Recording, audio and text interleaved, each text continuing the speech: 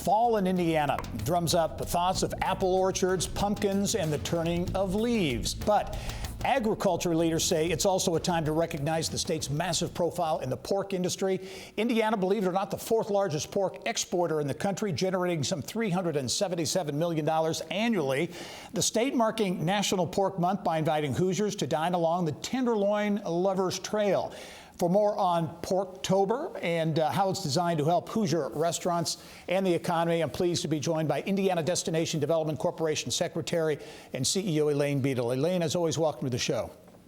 Thank you, Gary. Happy to be here. Yeah, especially happy to celebrate Porktober Fest, right? Yes. Which is a new event. It's got a fun element, to be sure, but there's also an economic impact element as well. As I mentioned, Indiana, the fourth largest pork exporter in the country. It is big industry here with nearly $400 million generated annually, so very important to the economy.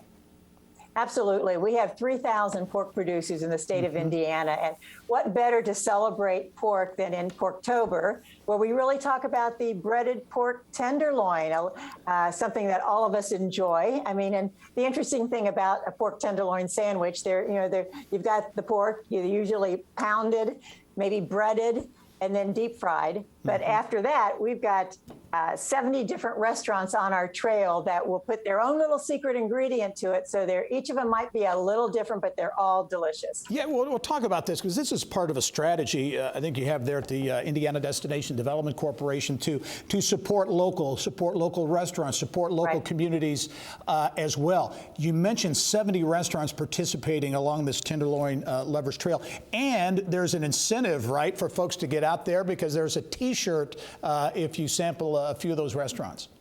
Absolutely. Thanks to the Indiana Pork Producers Association, they're providing a free T-shirt. It's great. It's red. It's got a pork tenderloin on it. It calls it Indiana's Sandwich. And if you try 5 different restaurants on that pork tenderloin trail during the month of October, you'll get a free T-shirt.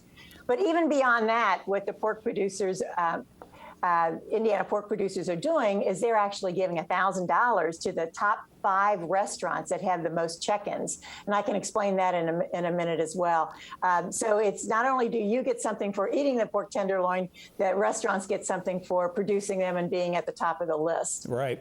Big boost, obviously, to restaurants who've had a very challenging time for the last 18 months or so. And you can find out more information on the T-shirt at visitindiana.com. Elaine, the impact I mentioned on the economy, but these communities too, a lot of communities increasingly, as you talk about agritourism, are looking at agritourism as a way to maybe, jumpstart their local economies.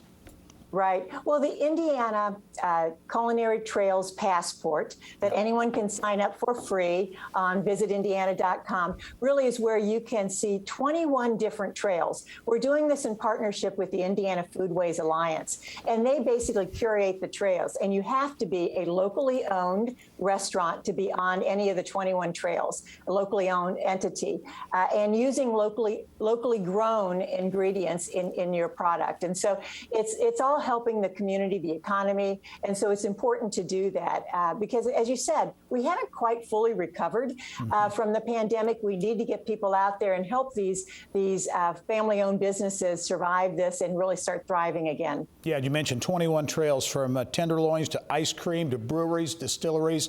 The Indiana Culinary Trails Passport, a way to get access to all of those. Elaine Bedel, Secretary and CEO at the Indiana Destination Development Corporation, thanks for joining us on this very important initiative, part of a much broader initiative you're involved with. So thanks for joining us. You're welcome, Gary. Thank you.